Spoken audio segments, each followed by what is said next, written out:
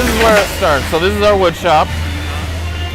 Raw wood materials. There's alder. There's OSB for some of the shape parts. We cut OSB on the router, so we have exact shape parts on everything, and then the guys back there, they're just ripping wood planks all day on the big saw right there. All our frames are hardwood alder, so these guys are just cutting the different widths out of the planks, because when you get alder in, it doesn't come uniform. You might get a 4-inch wide plank or a 6-inch wide or something like that. And then we have a CNC router for all our OSB parts.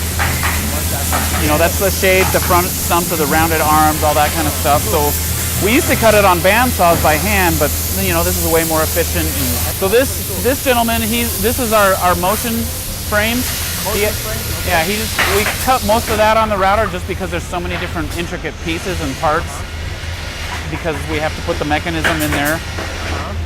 So these guys are putting hardwood frames together. Oh, okay.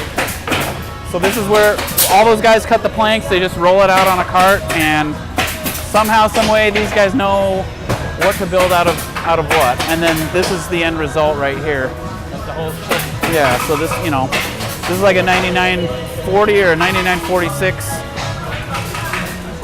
And see, like these components would be what's on the router, just some of the shape stuff.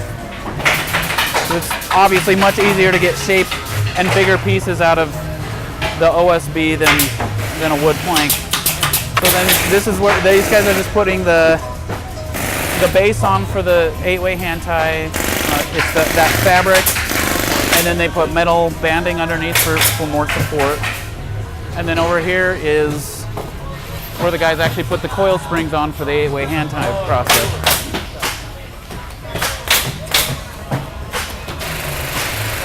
So they literally just clip it into there, gives it a little more suspension so it's not on a hardwood base. And then of course the coil springs give it more suspension as well. So that just keeps it in place. Yep. Use the Pirelli webbing in the back. Yep. So then there you can see this gentleman's almost done with a piece. So actually manually do it? Yep. All done by hand. No drop-in boxes or anything like that.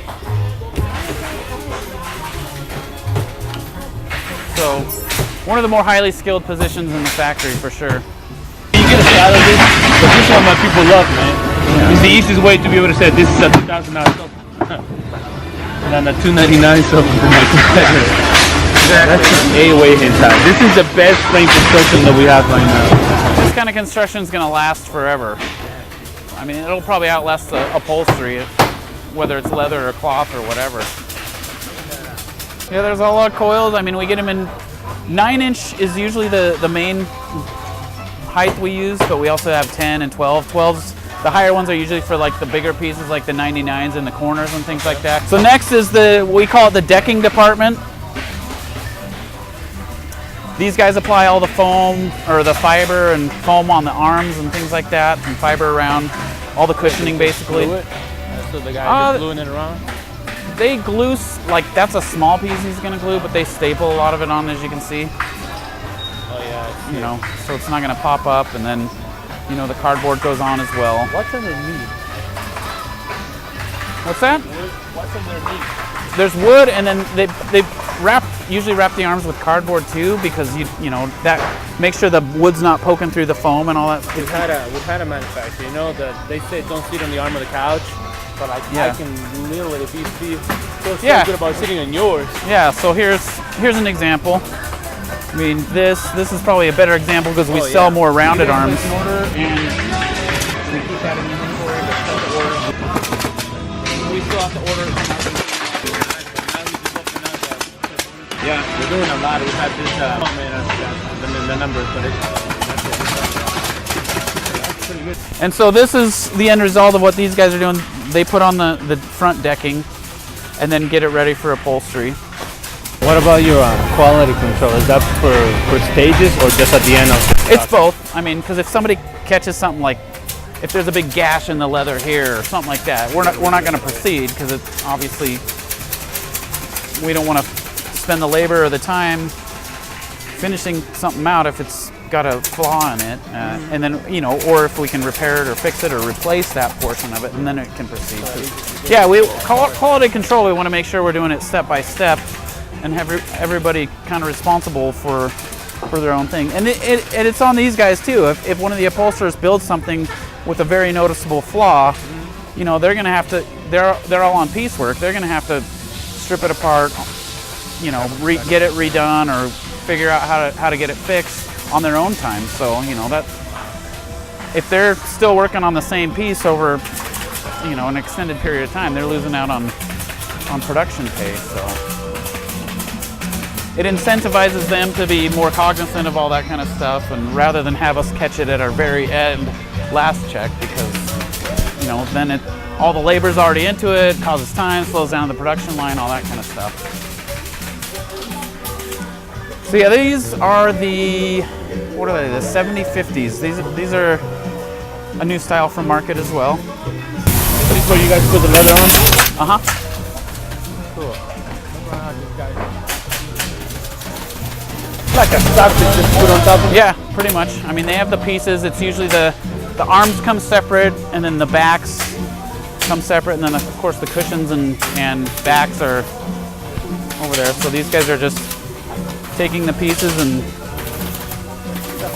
stapling it on. Yeah. Oh, it would rip if it was thin. 400, 500 pounds of prices to make a hole? I don't know. Something like that? Yeah. It's a lot. So yeah, a lot of dump stuff going out today or Monday. Dump Atlanta, hey, good. Yeah, that was Langhorne, this is Atlanta. I know we've got a Williamsburg going. I think all this stuff is going out today. So I mean, if we get, let's say 80 pieces on a truck and we need to get it out today, for one of our high value customers such as yourself, we'll be like, okay, stop everything, let's rearrange the schedule and get all these pieces through and get it on the truck, same day. Yeah, good. This guy right here. Yeah, this is a monster. I don't know if you were with them when we used to have this and this as one piece. The alligator. Oh yeah, we can go look at that. The 9055? Yeah. So this is our nail up station. So anything that needs decorative nails goes over here. So with the 9055s, we have to hand wipe and spray every single one, just because of to get the color texture uniform. Because this leather. How do you do the embossing? They have a embossing machine at the tannery. So they just take full hides. It's like a big heavy wheel. Just goes across. I don't know if they have to heat it or whatnot, and then they just cut out the frame. Spray painting them over there? Yeah, hand wiping or painting. This particular style or color requires it. The only one, right? Yeah, and then the Brompton Tobacco requires hand wipe finish for every single one. So not only is it our nicest leather, it also requires an extra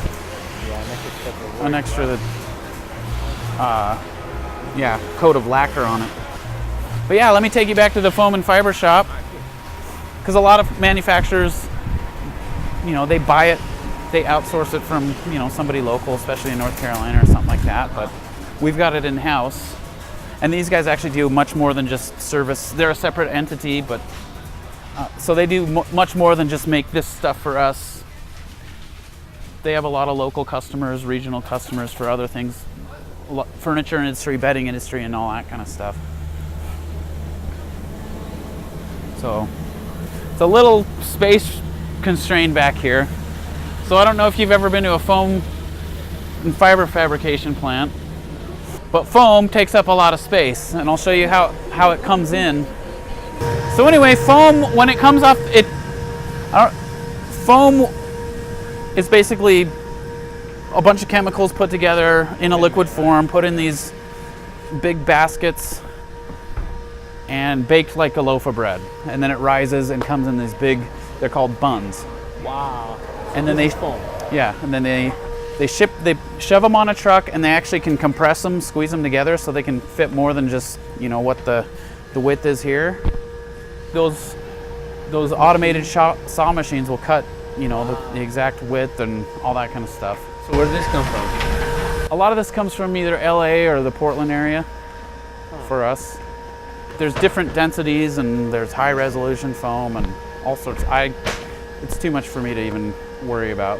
And I don't know if you've ever have IntelliBeds out there, or these gel beds.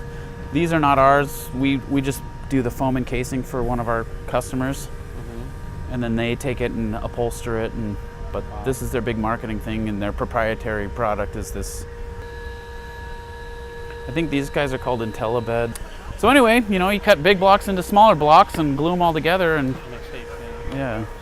And we do have a machine that actually cut, curved shapes and things like that. But the majority of things are rectangular or squared, which makes it a little easier to process.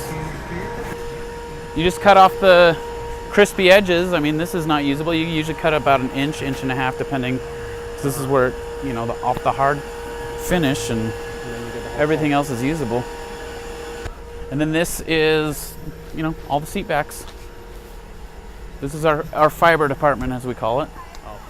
So we get all our. Do you do any down products or just fiber? We do if people buy it, but we put down in our furniture on the seats. Yeah, on the seat. Not on the back.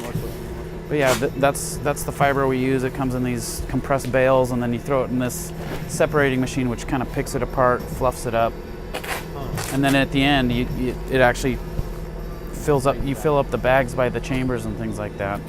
And of course, if you took one of these seats out, it's way bigger than what the seat back is, because it just gets squished in there. And yeah, we make dog beds too. But the kind of fiber we use in dog beds is like this brown. It's a lot less expensive. So you do the couches, all the upholstery over there, and then you have your own factory for foam and this fabric and all that. Yep. And what do you do out of here other than the dog beds? A lot of bedding stuff. I mean, you saw those gel things back there. There's another furniture supplier in the area. I mean, there's all sorts of applications for this. I didn't even know. Here's the fiber, the down fiber toppers. So these would get glued on top of the cushions. Oh yeah. So yeah, this is the topper underneath with the down fill, and then the little fiber topper just to make sure it's nice and smooth and not lumpy when you're sitting on it. And so you can see we have the coil. I think it's a 4x7 Marshall spring inner core. So, it makes it a little more expensive and timely to process, but obviously it offers up a much higher quality product at the end.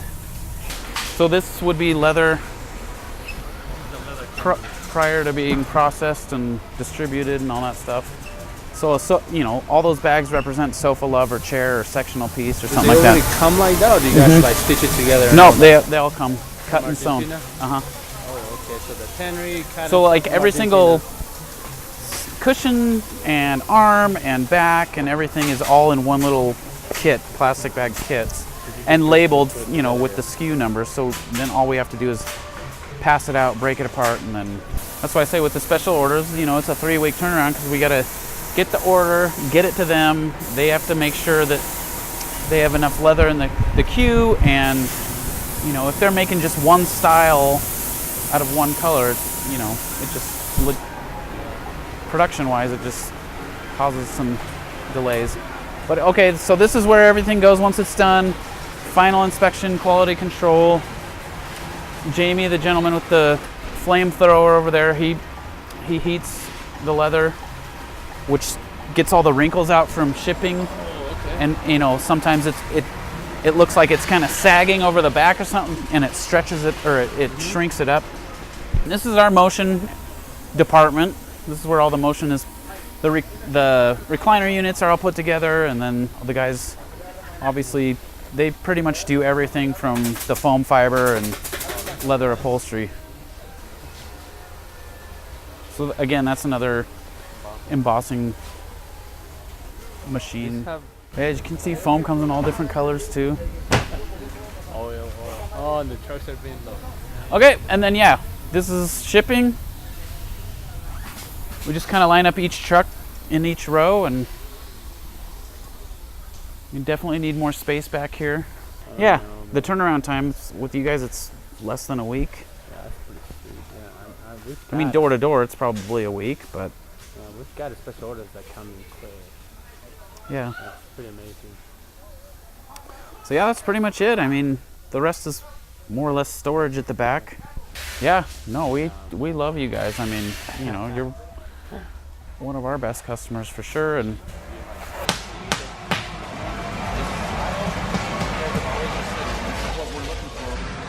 so that just a little extra, so that would be this week's shipment that they're unloading here. Obviously, we try to keep all our stocking colors several weeks of inventory, but these guys are always ripping it open to get the special orders. Ottoman, so every piece needed for the ottoman, which isn't much, is in here. And this is the Chesterfield color.